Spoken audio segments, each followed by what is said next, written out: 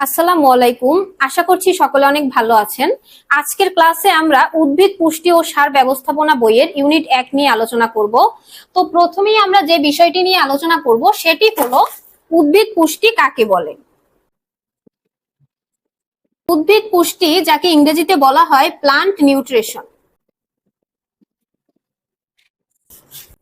উদ্ভিদ পুষ্টি এমন একটি ধারাবাহিক প্রক্রিয়া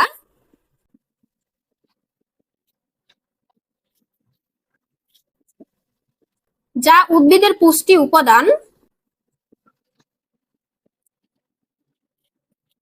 গ্রহণ, শোষণ, পরিপাক ও বিপাকের মাধ্যমে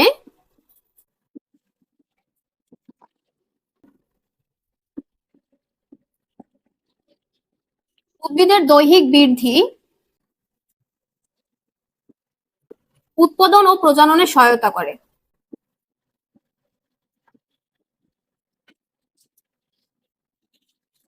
এবং বর্জ্য পদার্থ ত্যাগ করে।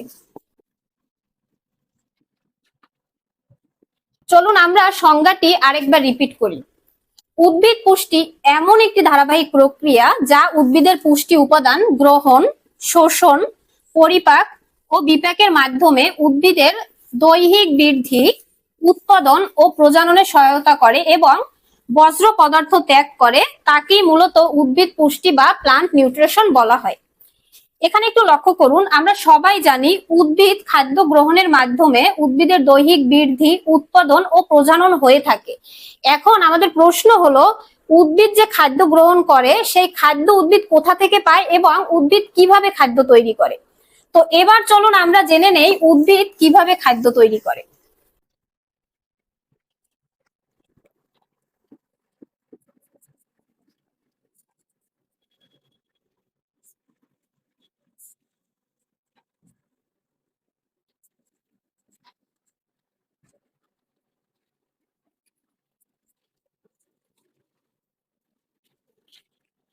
চিত্রটি একটু লক্ষ্য করুন। এটি হলো একটি উদ্ভিদ এবং এটি হলো মৃত্তিকা স্তর। উদ্ভিদ মূলত মৃত্তিকা স্তর থেকে পানি ও খনিজ লবণ পরিশোষণ করে এবং মৃত্তিকা স্তর থেকে উদ্ভিদ পানি ও খনিজ লবণ পরিশোষণ করে সূর্যালোকের সাহায্যে কার্বন ডাই অক্সাইড এবং পানির সমন্বয়ে উদ্ভিদের পাতায় শর্করা জাতীয় খাদ্য তৈরি করে এবং উদ্ভিদ মূলত এভাবেই খাদ্য প্রস্তুত করে থাকে।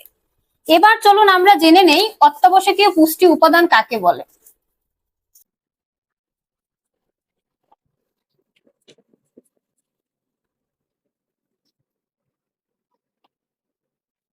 অত্যাবশ্যকীয় পুষ্টি উপাদান, যাকে ইংরেজিতে বলা হয় এসেনশিয়াল প্লান্ট নিউট্রিয়েন্ট এলিমেন্টস। অত্যাবশ্যকীয় পুষ্টি উপাদান বলতে আমরা বুঝি যে সকল পুষ্টি উপাদান বীজের অঙ্কুরোদ্গম,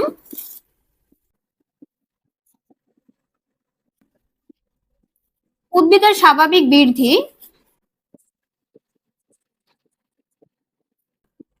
গঠনগত উন্নয়ন ও বংশবৃদ্ধির লক্ষ্যে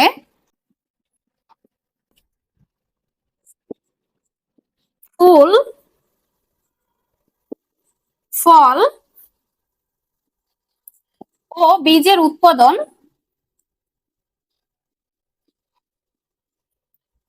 বীজের উৎপাদনের জন্য অপরিহার্য অথবা অত্যাবশ্যকীয় এবং যার অনুপস্থিতিতে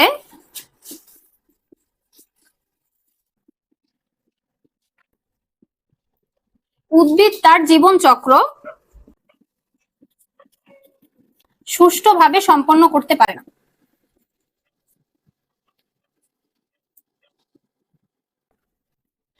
চলুন সংজ্ঞাটি আরেকবার রিপিট করি। অত্যাবশ্যকীয় পুষ্টি উপাদান বলতে আমরা বুঝি যে সকল পুষ্টি উপাদান বীজের অঙ্কুরোদ্গম, উদ্ভিদের স্বাভাবিক বৃদ্ধি, গঠনগত উন্নয়ন ও বংশ বৃদ্ধির লক্ষ্যে ফুল, ফল ও বীজের উৎপাদনের জন্য অপরিহার্য এবং অত্যাবশ্যকীয়, এবং যার অনুপস্থিতিতে, এখানে যার অনুপস্থিতির মাধ্যমে বোঝানো হয়েছে অত্যাবশ্যকীয় পুষ্টি উপাদানের অনুপস্থিতিতে উদ্ভিদ তার জীবন চক্র সুষ্ঠুভাবে সম্পন্ন করতে পারে না, তাকে অত্যাবশ্যকীয় পুষ্টি উপাদান বলা হয়। এবার চলুন আমরা জেনে নেই অত্যাবশ্যকীয় পুষ্টি উপাদান কয়টি এবং কি কি।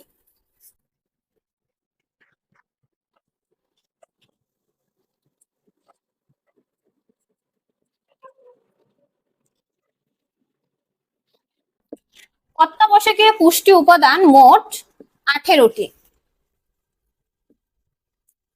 Carbon, hydrogen, oxygen, nitrogen, sulphur, potassium,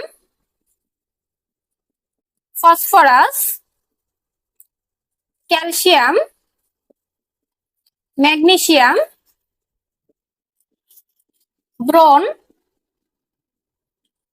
copper,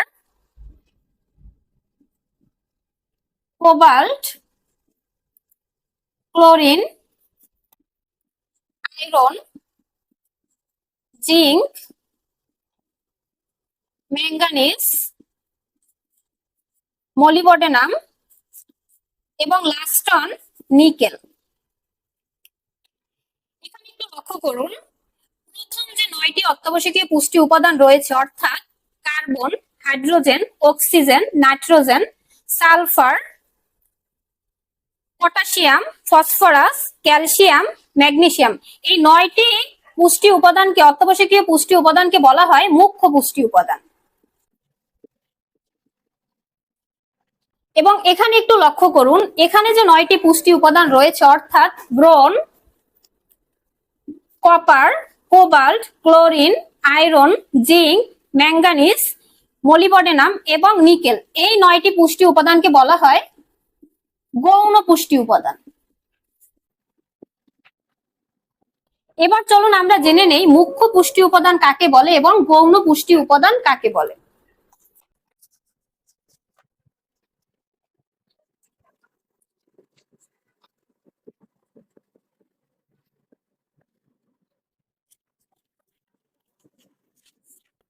মুখ্য পুষ্টি উপাদান যাকে ইংরেজিতে বলা হয় ম্যাক্রো অথবা মেজর নিউট্রিয়েন্ট এলিমেন্টস।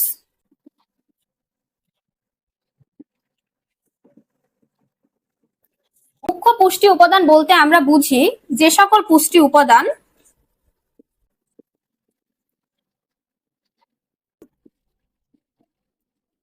উদ্ভিদের জন্য অধিক প্রয়োজন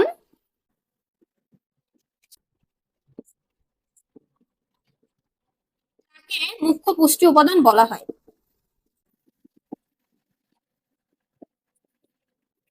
মুখ্য পুষ্টি উপাদান মূলত দুই প্রকার,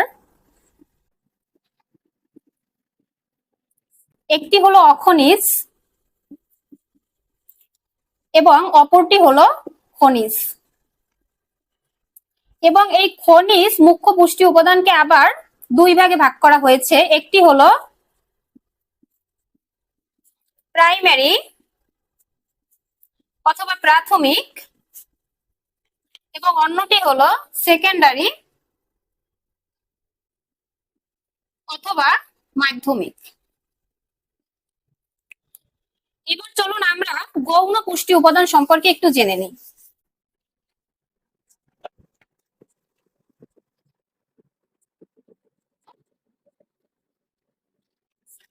গৌণ পুষ্টি উপাদান যাকে ইংরেজিতে বলা হয় মাইক্রো অথবা ট্রেস নিউট্রিয়েন্ট এলিমেন্টস। গৌণ পুষ্টি উপাদান বলতে আমরা বুঝি যে সকল পুষ্টি উপাদান উদ্ভিদের জন্য কম প্রয়োজন তাকে গৌণ পুষ্টি উপাদান বলা হয়।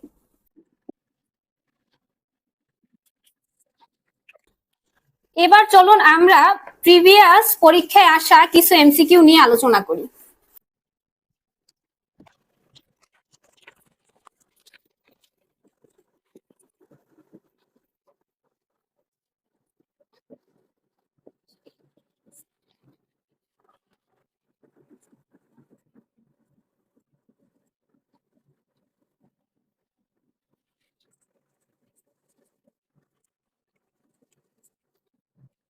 আমাদের প্রথম প্রশ্নটি হলো পুষ্টি বিবেচনায় উদ্ভিদকে কি বলা হয়? সঠিক উত্তর হবে স্বভোজী। স্বভোজী কেন বলা হয়? কারণ উদ্ভিদ নিজের খাদ্য নিজে তৈরি করে।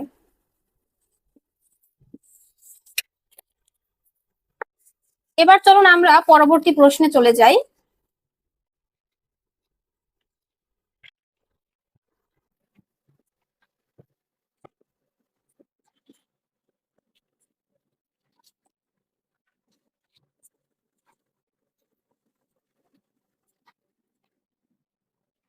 আমাদের পরবর্তী প্রশ্নটি হলো উদ্ভিদ কি দিয়ে শর্করা জাতীয় খাদ্য তৈরি করে? সঠিক উত্তর হবে কার্বন।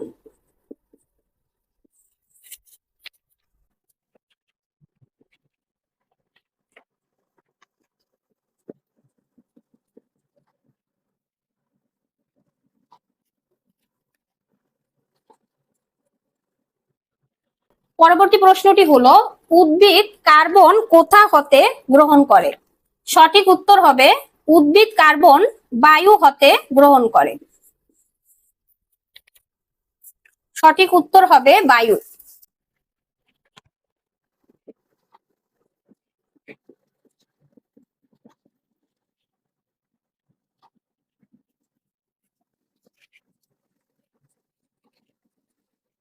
আমাদের পরবর্তী প্রশ্নটি হলো উদ্ভিদের অত্যাবশ্যকীয় পুষ্টি উপাদান কয়টি? সঠিক উত্তর হবে 18টি।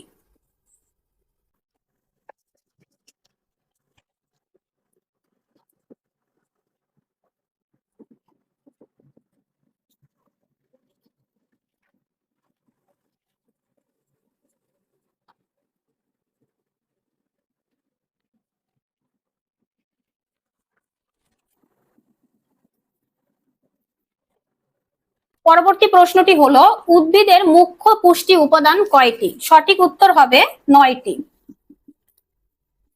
এবং উদ্ভিদের গৌণ পুষ্টি উপাদান কয়টি? সঠিক উত্তর হবে 9টি।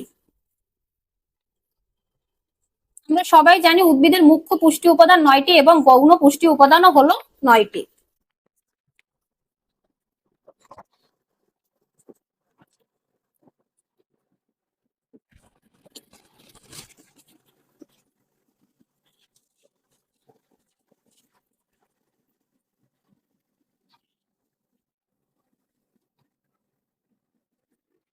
আমাদের পরবর্তী প্রশ্ন হলো উদ্ভিদের ম্যাগনেসিয়াম পরিশোষণ যোগ্য আয়ন কোনটি? সঠিক উত্তর হবে Mg++।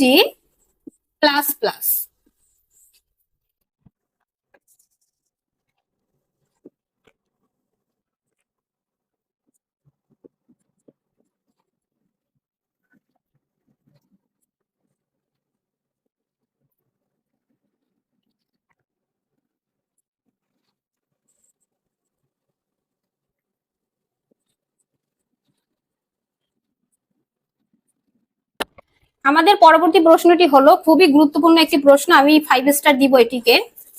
ফসল কর্তৃক পুষ্টি সংগ্রহের চেয়ে সরবরাহ কম হলে উর্বরতা কি হয়? সঠিক উত্তর হবে উর্বরতা কমে।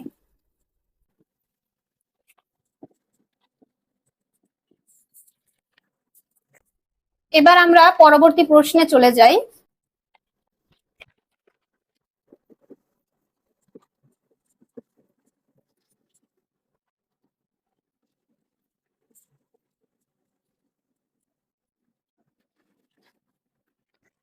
আমাদের পরবর্তী প্রশ্নটি হলো মৃত্তিকা দ্রবণ সর্বমোট কয়টি উপাদান নিয়ে গঠিত? সঠিক উত্তর হবে 4টি।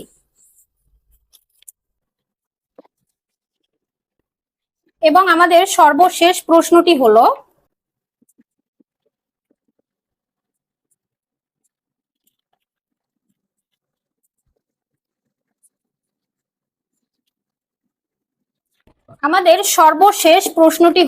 অম্লীয় মৃত্তিকার কোন আয়নের প্রাধান্য থাকে? সঠিক উত্তর হবে H+। আজকের ক্লাস এ পর্যন্তই। সবাই ভালো থাকবেন, পরবর্তী ক্লাসে দেখা হবে। আসসালামু আলাইকুম।